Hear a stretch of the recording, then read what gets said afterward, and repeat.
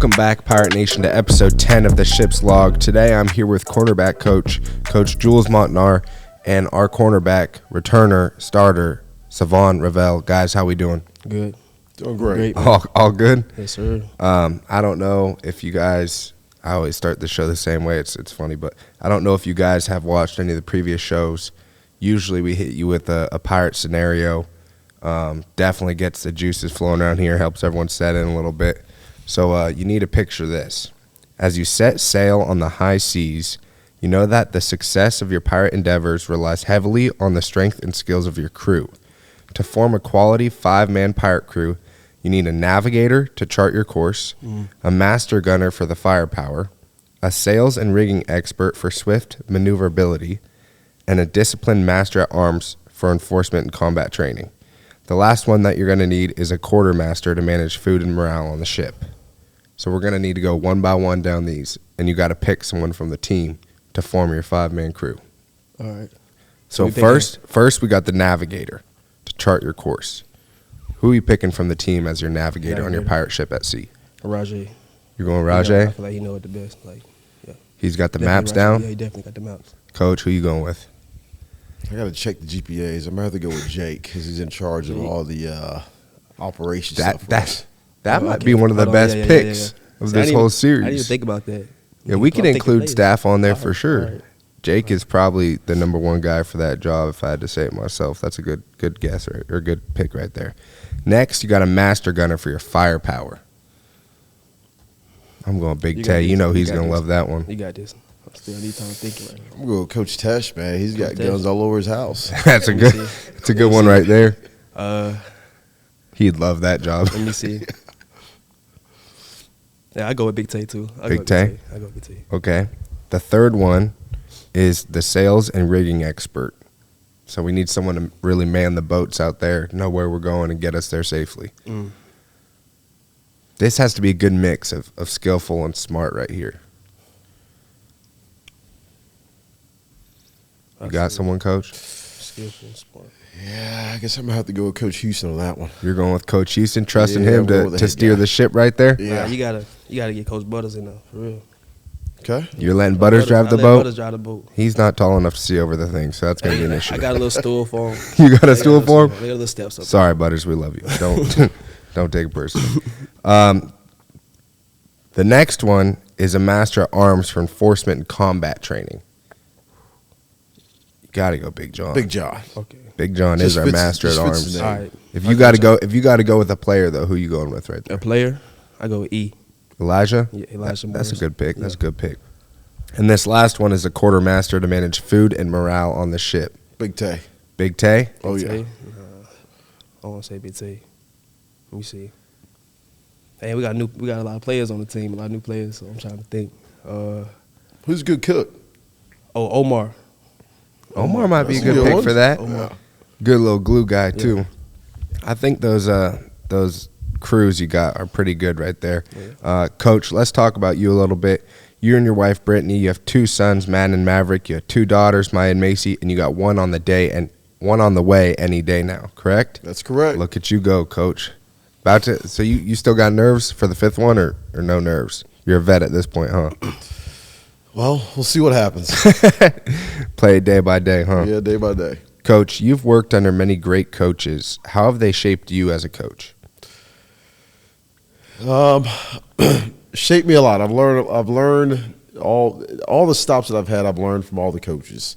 Like you mentioned before, I've had great experiences to work with. Legendary head coach, Coach Nick Saban, just retired this past year. I spent 2 seasons there at the University of Alabama as a graduate assistant from 2012 to 2014. And I would say those 2 years was probably the 2 most influential 2 years of my career. Yeah. Learned a lot from player development, recruiting, how to be a coach, day-to-day operation. And the cool thing about those 2 years was the graduate assistant on defense, you went with the secondary. So for 2 years, I was side by side with Coach Saban. Yeah. 21 minutes of individuals, writing notes down, and it was a great experience. Right. And I was able to use a lot of those tools, even up until today in my coaching. Yeah, that's a pretty special experience for anyone to have. But for you to be able to take the stuff you learn from there and bring it with you for the rest of your career, that's awesome. Savon, let's talk about you now. Yeah. You've grown to be a leader in the position room, returning starter, definitely a standout guy on this defense. Yeah. How have you grown to be to go into that leadership role in your room? Really watching everybody before me, like you, Tay, Rajay, really seeing how it is to become a leader, because when I got here, they brought me into this world. They showed me how to they navigated me throughout the whole atmosphere and everything. So really watching them guys and me stepping up onto the plate. I know I got the responsibilities, and I know we got new players, and they don't know the system yet. Right. So my job, I feel like, is to help them out. Even though I'm a starter, I feel like they still need to improve on things. Even I need to improve on things. Yeah. You feel me? So really just helping the new players out and the youngins. Yeah, for real. most definitely. Last season, you were a second-team All-Conference guy. I know just being a part of the team with you, being your teammate, being around you, seeing your work ethic. I know that your standard and what you're planning on doing is first-team All-Conference every season from now on. What have you learned from last season, and what do you want to improve on going into this next one? Well, I definitely learned is I can't get in my head, because I used to get in my head a lot. Yeah. Because I always set like a certain goal for myself, and if I ain't achieve it, like I always get down. Right. You can say Coach Jules, he witnessed it. Some practice, some games I wouldn't even say nothing to him. I just know about. Sometimes I just need to fix that. But I need to improve on really be honest, leadership for real, because this is new for me. Yeah. I never I went JUCO. We didn't really do no leadership. We didn't have no leaders like that. So really being more vocal, talking to the players, engaging with more of the teammates and stuff. So yeah, those are definitely good traits to carry with you, and that will most definitely obviously help you add it to your tool belt, if you will.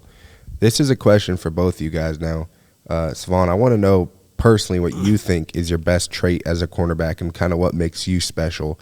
And then after you go, I want to hear what Coach thinks is his. Okay, I say my mentality. Or his for you. I say my mentality because I always believe in myself. I always feel like I'm always up to a challenge. If I feel like I can do it, I can do it. So, I had a groin injury last year. You know, I had a groin injury all season. And, sometimes I feel like it's nagging you a little bit, I can still go. Right. So that's all. I'm always driven. I'm always willing to take the challenge and for the teammates, because I know I can really go out there and do some work. Yeah. You know what I mean? And, Coach, what do you think is Savon's best trait as a cornerback? I think he's got a lot. I think he's, he possesses mental toughness. I think he is, mentally tough, but he's also a tough football player. He's a hard worker. He shows up every day, goes 100 miles per hour, does what he's supposed to do, takes care of his business in the classroom. I can't say enough nice things about him, and they're not just because he's sitting there. I just, throughout my years of being a coach, you appreciate guys that does it the right way, very humbling attitude, and really has a special story. I mean, the guy spent 2 years at junior college and, didn't necessarily get the offers he wanted out of high school. So he's had to work to, get to where he's at here. And last season was amazing for him to have the success that he had. And, I'm really, really excited about this upcoming year as well, too. You know what I'm saying? And now we're in the transfer portal world and the NIL world, and this guy was an all-conference player, and you got everybody and their mom, contacting him, illegally, right? And this guy didn't waver. It says a lot too, which says a lot about his character, his loyalty, and his loyalty to ECU. So I just think overall, I think he's a great young man. I think he's a special young man, and I'm definitely glad to be coaching him. And I know Pirate Nation's happy that he's here as a Pirate. Yeah, and definitely, and as a former teammate too, those same things you were talking about stands out to your peers in the locker room too. When you got someone that's always doing right, whether on and off the field, someone that you could count on and be dependable on, that kind of stuff stands out in the locker room for sure as well. But moving towards this year now, Obviously, a little rainy day here today, so you guys are going to have some fun at practice this afternoon. No. Speaking of spring ball, how's it been with the change-ups going against a fast-paced offense, just kind of the new kind of wave right now with this year? Yeah, I think the new offense has been great. I think Coach JDB and his staff are doing a great job offensively, and I think it's been a great challenge for us defensively, for a lot of reasons. I think, number one, it's going to help us prepare for a high-tempo team throughout the seasons. And number two, it's a lot of college football is moving in that direction. And every day you got to practice it. You got to be on the same page. You got to communicate. You know what I'm saying? You got to be in shape. Right. So there's a lot of positive factors that I see, offensively. It's definitely challenging for, defensively, but, I can speak for myself. It's definitely challenging for the defensive backs. Yeah. You know what I'm saying? They're going fast. They're going to hurry up. I mean, one false move, it could be an explosive play. Or they're down the field having to get back.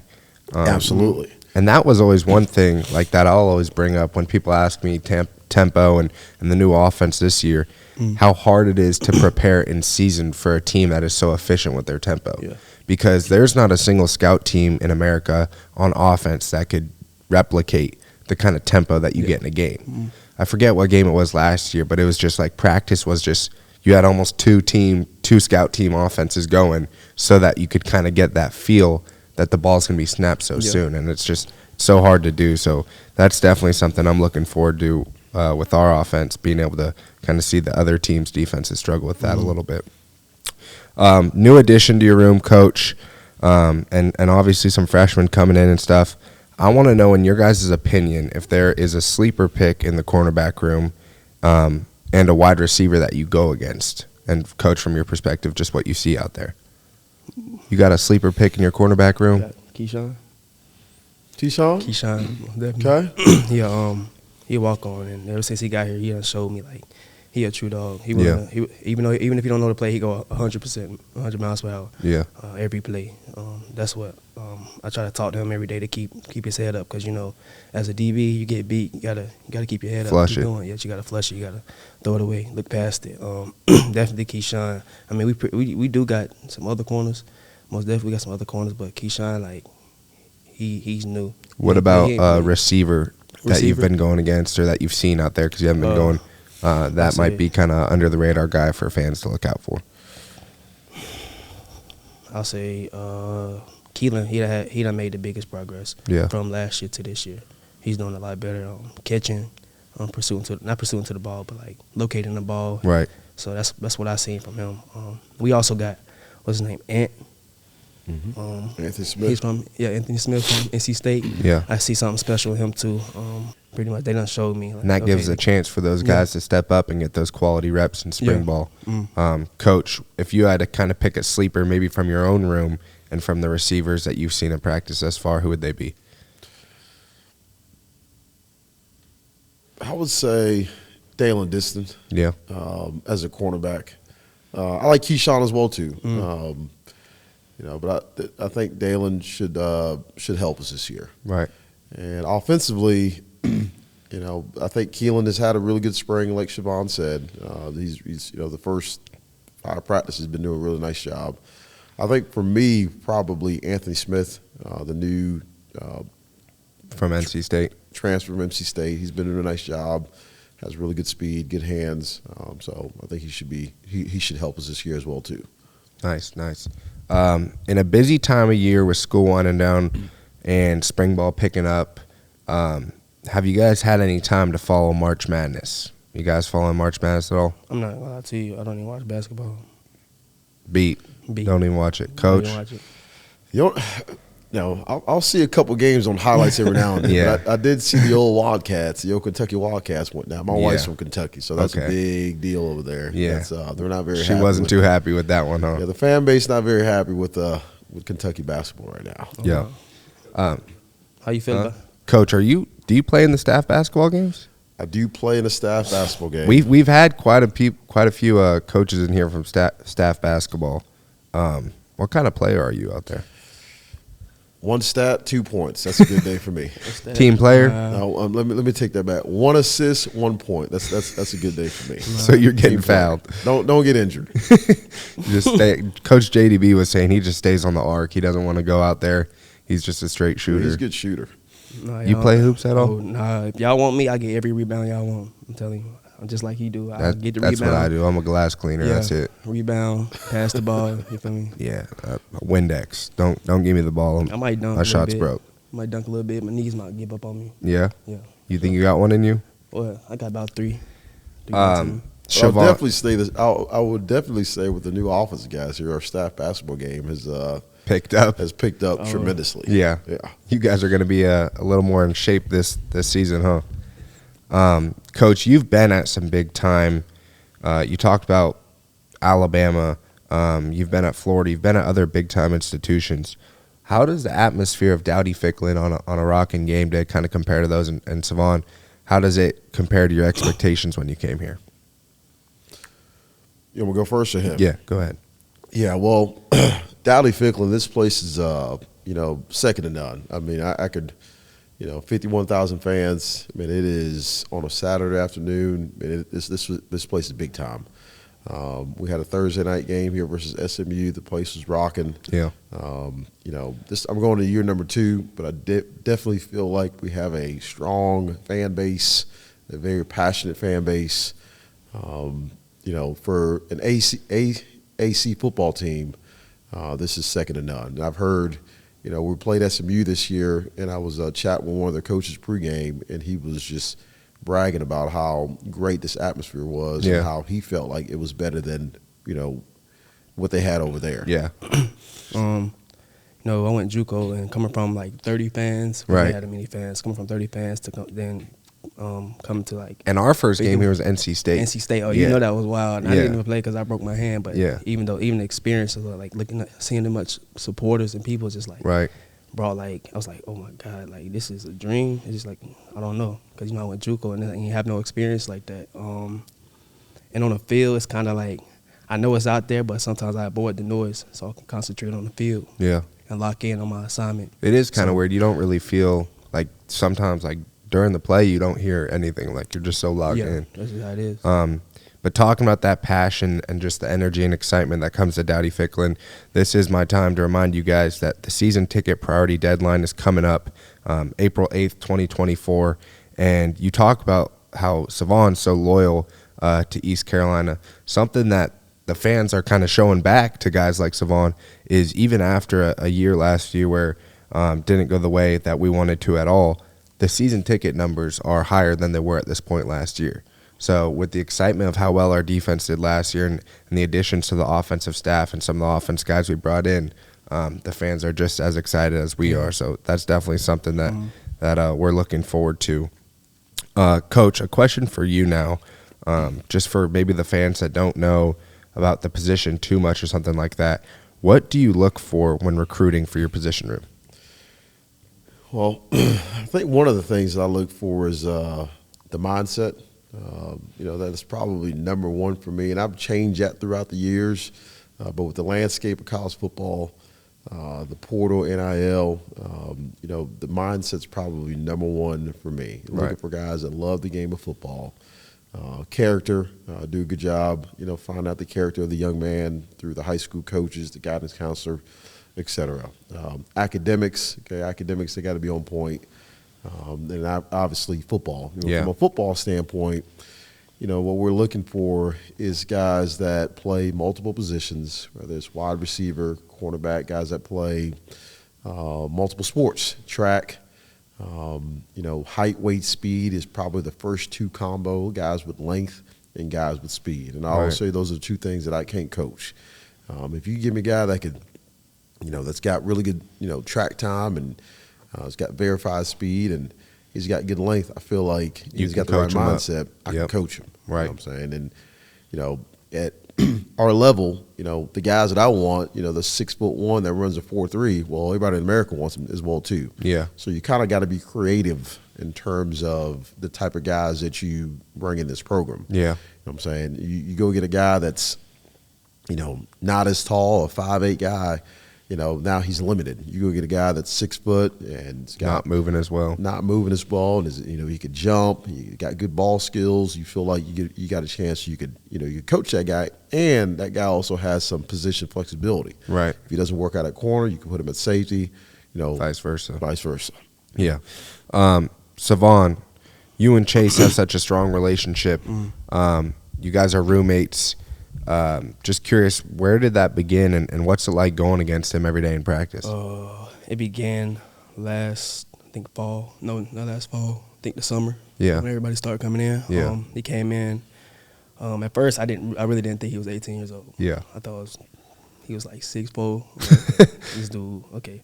But really just like we just sat in the room. Sat in the living room every day. We just chat, like talking back and forth, just really like giving each other like our life stories and everything. And I really like me and him got like the same mindset.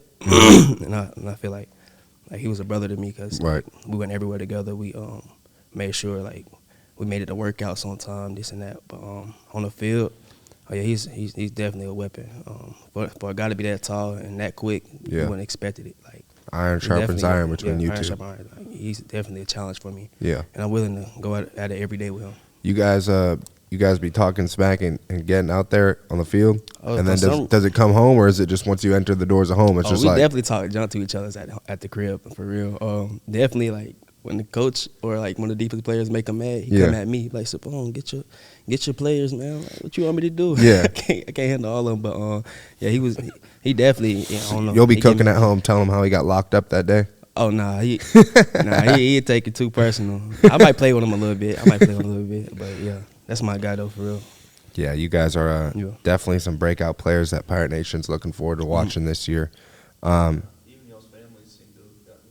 Oh yeah, my mom. Not my mom, but my dad and his father has pretty good connection. Cause they pretty much they post us all the time. And they I guess they seen how close we got, and my dad he big on he family oriented. If I'm cool with him, my dad cool with him. And they're here at all the games, so it makes sense. Coach, before we head out, we just want to know, what are your best words of advice that you've received in your life? Maybe something that Savon could take with him moving forward too. But just you've talked about the coaches and the different programs and the people you've been around. If there's any advice that you kind of carry with you every day. Well, there's a lot, but one of the jobs I try to do with my players is and recruits. I tell them look, we're trying to get you ready for the next 40 and 50 years of your life. Obviously while you're here, you want to instill those tools in them. You're coaching them up every day from right from wrong. But two things that I hang my hat on is, attitude's a little thing that makes a big difference. I think, attitude is you control your attitude, good, bad, or indifferent. I don't care what setting you're in. I don't care what profession you're in. You got to have a positive attitude. Mm-hmm. And I tell my players all the time, when you guys graduate 4 or 5 years from now and you get into the workforce, your boss is not going to want to be around somebody with a bad attitude. Right. Okay? And you can control that. Right? Mm-hmm. And the next one is mindset is what separates the best from the rest. And you control that as well too. Okay? Whatever the scenario may be, you got to have the proper mindset, and that goes to football. And I think I'll use Shavon for an example. I think he has a great attitude in terms of how we operate, and I also tell my players my attitude affects them. Okay? They're going to mimic my attitude. If I have a negative attitude towards the program, well, they're going to have a negative attitude towards the program as well too. Absolutely. So I think all that's important, and I think the mindset is every day. You know what I'm saying? And Shavon has a great mindset. I mean, the season that he had this past year, that just goes to tell you, what type of mindset that he had. I mean, the guy was not playing at 100%, and he showed up every day with the proper mindset, competed his butt off. Sorry to ramble, but I think the two would be attitude and mindset. Yeah, for sure. I got something to add on to that. Keeping the main thing. Don't focus on too much. Focus on take it day by day. Yeah, don't get lost in the John noise. said, 1%. Don't get lost in all the other mess, for real. Yeah. I like to tell my players be you. You don't have to be like nobody else. I talked to the Jacksonville Falcons, and it was really just stay focused on you. Don't get it. Don't avoid the noise. Right. You don't try to be like nobody That else. stuff will figure itself out down the road. Just because they got this, don't mean like because it's coming slower to you. Don't mean like you can't achieve the same thing. You Yeah. know what I mean? And I'll try to get that in their head to like keep pushing. Like Keyshawn, keep pushing. You know, you just new to you right now. You ain't played football for 1 year. Just keep pushing, bro. Don't let it get to your head. Like all the players for real. I want them to keep pushing because I don't want to be I'm the type of player like I'm for everybody. Like I'm trying to help everybody out, and I don't want to be the only one. Like sometimes I ask questions for them because I know they be afraid to ask. Right. But if I ask that question for them, now they know the answer to it. Right. So I pretty much try to help them out and really just. There's your flash of leadership right there. Oh yeah. Already on the way right there. But that's all we got for you today, and that is episode 10 of the Ship's Log with Coach Jules Montinar and Savon Revel, cornerback. And we're looking forward to having you next time. Can I say one more thing? Go for it, Coach. All right, here we go. Pirate Nation, I got something for you. There's two types of people in the world: pirates and those who want to be a pirate. See ya. Oh my God. Let's go, Coach.